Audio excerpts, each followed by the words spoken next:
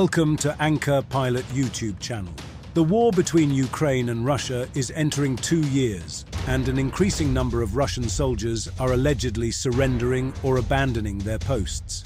A Ukrainian military spokesman claimed that more than 100 Russian soldiers have surrendered near the embattled town of Aviva over the past month due to demoralization and harsh cold weather conditions in Ukraine's southern Ken region. Ukrainian troops have been observed firing artillery shells filled with leaflets urging their Russian counterparts to wave the white flag, prompting at least some Russian military commanders to order the leaflets to be dropped. Kyiv's ground forces commander, Ukrainian Colonel General Alexander Kai, posted a video on the Telegram last weekend, purportedly showing one of the Russian troops surrendering and becoming a prisoner of war. According to Sai's post, the prisoner named Sergeant Sergei Saranin concluded that he had been abandoned without food shelter and water after being sent to the battlefield, and quickly surrendered with the rest of his unitsers. Sky went on to explain he believes it is better to go to jail Andriap than to go to war again.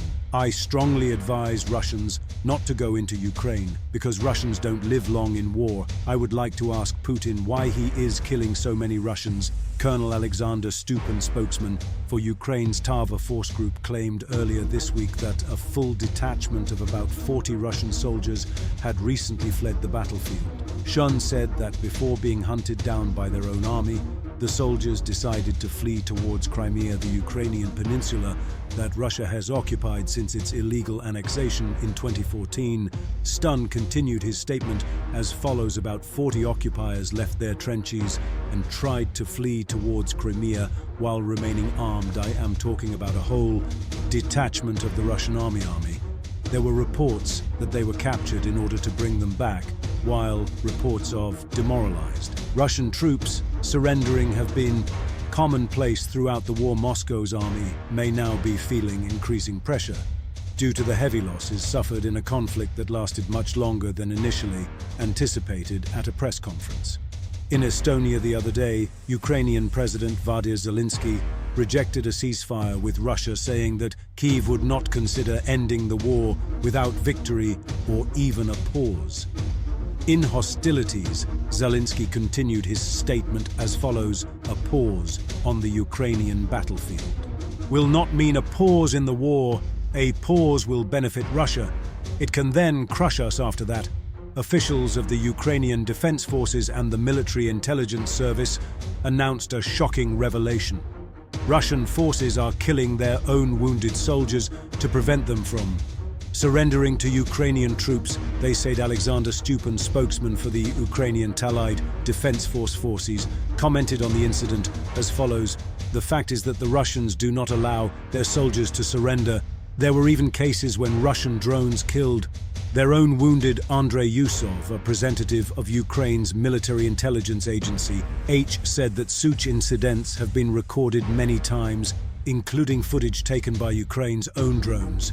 Yusov said that Ukraine is killing its own soldiers in response to the fact that there are many people who want to surrender to Ukrainian captivity. Russia has been accused of using deadly threats and tactics to prevent its troops from withdrawing or surrendering. It began its full-scale occupation of Ukraine in February 2022. In September, a Ukrainian unit announced that surrendering Russian soldiers had been shot dead by their own artillery and filmed by a drone. Western intelligence and Russian military officials say Russia also uses barrier units. Last year, the British Ministry of Defense announced that Russia had begun using barrier units and that Russian generals probably wanted their soldiers to defend their positions in Ukraine to the death. Earlier this year, a group of Russian soldiers reported that one of the units was positioned behind them and threatened to shoot them if they did not. Advance Yusov, a member of Ukraine's military intelligence, said this was also happening.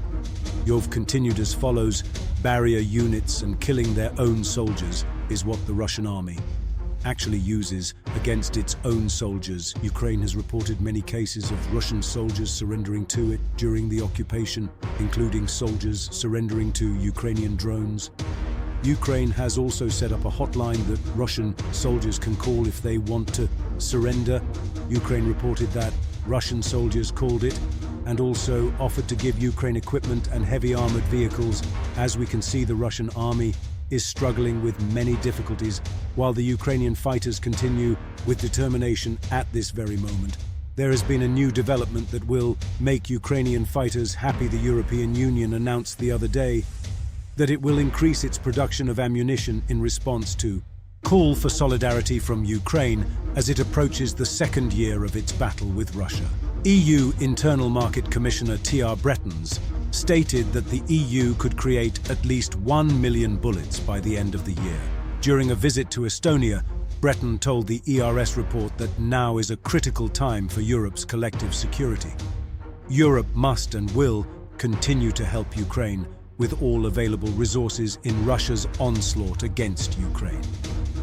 The remark comes as NATO prepared for military drills beginning next week, amid concerns that the conflict in Ukraine could spread to other European countries.